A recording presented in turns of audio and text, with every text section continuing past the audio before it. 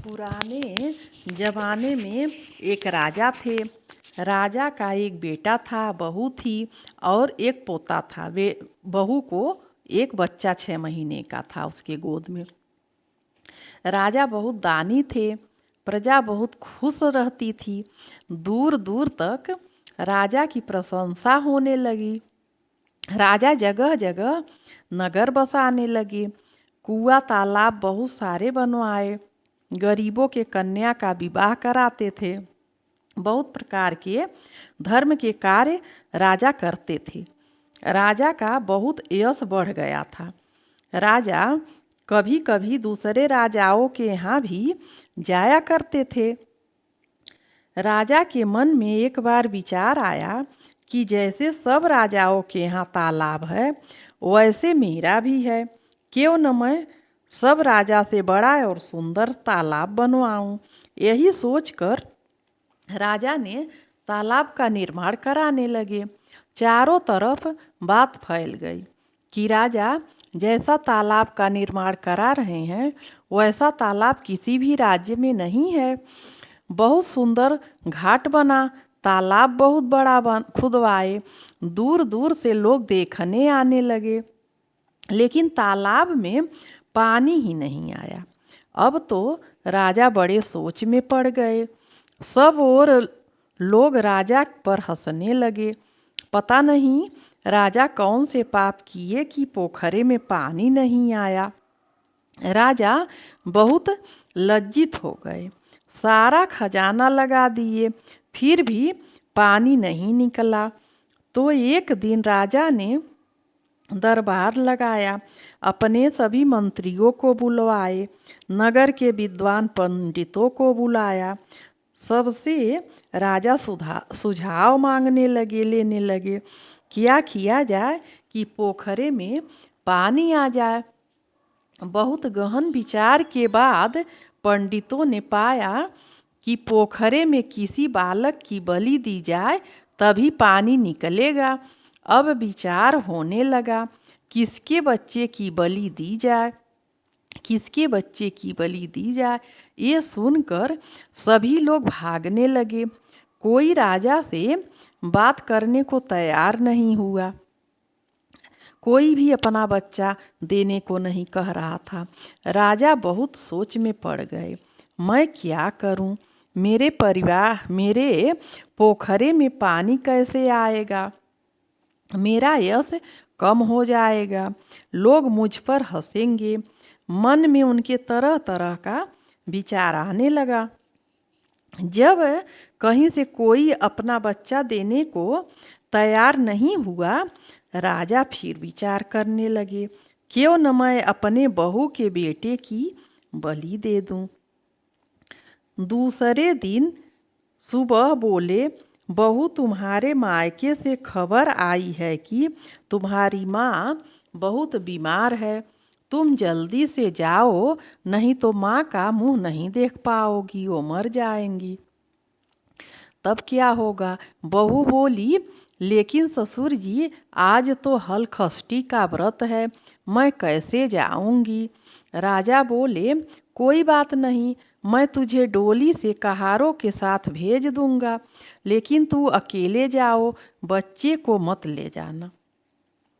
बहू रोते बिलखते निकल दी। जब उसके आने की बात उसकी माँ को मालूम हुआ तो दौड़ के अपने बेटी के पास बाहर आ गई और बोली, बेटी सब कुशल मंगल तो है, आज क्यों आई हो? सब लोग हलखष्टी का पूजन कर रहे हैं, हम भी करने जा रही हूँ। तुम्हारा बेटा कहाँ है? तुम इस हाल में क्यों आई हो? माँ ने बहुत सवाल किए। उसने माँ को सही सलामत देख के परेशान हो गईं और बोली, माँ मेरे ससुर जी ने मुझे भेजा है। उन्होंने कहा तुम्हारी माँ बहुत बीमार है, तब मैंने इस हाल में आई हूँ। माँ ने बोली, बेटी तू जिस पाँव से आई हो वैसे चली जाओ, जरूर ही तुम्हारे ससुर का कोई चाल है। बेटी मुझे लग रहा है तेरा बेटा किसी संकट में है।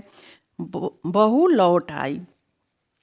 उधर बहू के जाने के बाद राजा ने बच्चे को ले आकर पोखरे में बलि दे दी और उसी में बच्चे को गड़वा दिया। बलि देते ही पोखरा लबालब भर गया। राजा की जय जयकार होने लगी। राजा को गलानी होने लगी। उनको अपने किए पर पछतावा होने लगा। उनको थोड़ा भी अपना जय जयकार नहीं सुहा रहा था। वो बहुत दुखी हो गए। अब उनको पोखरा थोड़ा भी नहीं सुहाया। वे बड़े दुखी मन से महल को लौट आए।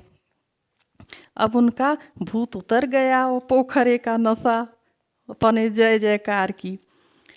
महल और चारों तरफ से महल को बंद करा के घर में सो गए और रोने लगे। अब बहू को कौन सा मुंह दिखाऊंगा, क्या जवाब दूंगा। मैं प्रजा के खुशी के लिए अपने खुशी को नष्ट कर दिया, अपने घर को बर्बाद कर दिया। राजा को सोच सोच कर असहनीय पीड़ा होने लगी। वे बहुत पीड़ा में अपने घर में अकेले छपटियाने लगे। इधर बहू की डोली नगर में आ गई। कहार उसी रास्ते से जा रहे थे जहाँ पोखरा था। बहू के मन में विचार आया कि आज मेरा व्रत है, मैं पूजन नहीं की हूँ, तो यहाँ औरतें पूजा करती हैं। मैं उतर के हाथ पैर धो लूँ और प्रसाद ले लूँ। यही सोचकर डोली को रुकवाई। जब डोली से नीचे उतरी तो देखी ससुर जी के पोखरे में पानी भरा है। तब पोखरे के पास गई और प्रणाम करके जल को आचमन करने लगी। इतने में उनकी नज़र पुरैन के पात पर पड़ गई तो देखी उस पे एक बच्चा खेल रहा है और करीब से देखी तो कहीं ये तो मेरा बच्चा है, यहाँ कैसे आया। जल्दी से बच्चे को उठा ली और उनको समझते देर नहीं लगा। वो समझ गई कि ये कोई बात है। बच्चे को गोद में लेकर घर पहुंची तो पता चला राजा महल को चारों तरफ से बंद करके रखा है। बहू आवाज़ देने लगी, ससुर जी मेरा बेटा कहाँ है, ससुर जी मेरा बेटा कहाँ है, बार बार चिल्लाने लगी। राजा अंदर से कुछ जवाब नहीं दिए। इतने में बच्चा रोने लगा। बच्चे के रोने की आवाज़ सुनकर राजा ने जल्दी से दरवाज़ा खोल दिया और बहू से क्षमा मांगने लगे। बहू बोली, क्षमा ही है ससुर जी, आप हमें उजाड़ दिए तो 3 छठी माता तो बसा दी। राजा बहुत शर्मिंदा हुए।